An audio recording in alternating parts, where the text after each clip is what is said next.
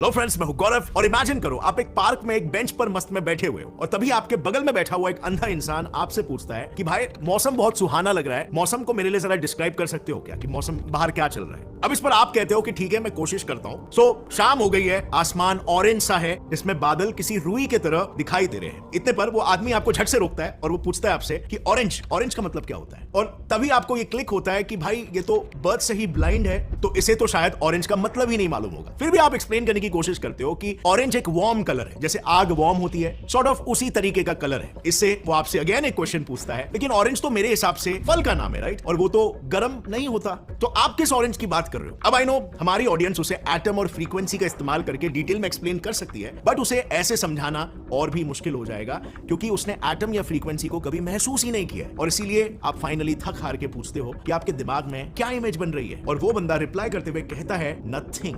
और आप ये सुनकर शॉक हो जाते हो क्योंकि जब आप या हम लोग जब आंखें बंद करते हैं तो हमें नथिंग नहीं दिखाई देता, हमें जो भी हम सोचते हैं उसकी इमेज दिखाई देती है ना। Now here is what I am trying to से।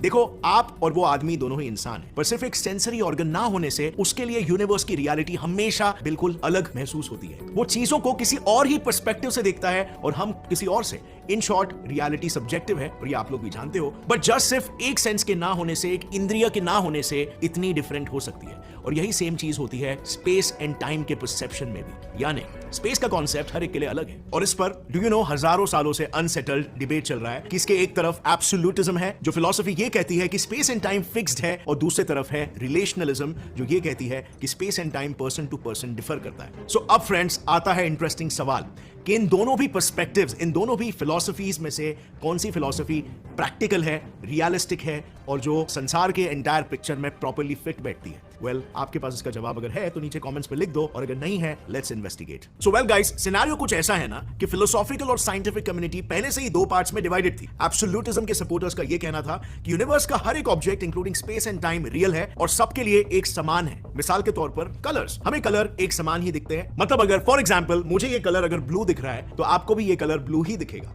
बट यू नो व्हाट, ऐसा नहीं है। दुनिया के 100,000 में से हर एक इंसान को ये कलर येलो दिखेगा, और इनफैक्ट हर 12 में से एक इंसान को कलर ब्लाइंडनेस की वजह से कोई ना कोई कलर आपके कंपैरिजन में दूसरा ही दिखेगा। मतलब उन्हें रियलिटी आपकी रियलिटी से अलग दिखाई दे रही है, जो बाय द वे रिलेशनलिज्म पर्सपेक्टिव से एकदम फिट बैठता है। अब कलर्स जो लाइट से पैदा होते हैं वो भी एक स्पेशियल एंटिटी है, और इसीलिए रिलेशनलिज्म का कहना यह है कि सबसे अल्टीमेट स्पेस एंड टाइम भी सबके लिए अलग अलग ही है, क्योंकि वो भी हर एक इंडिविजुअल इंडिपेंडेंट यूनिक ऑब्जर्वर के लिए यूनिक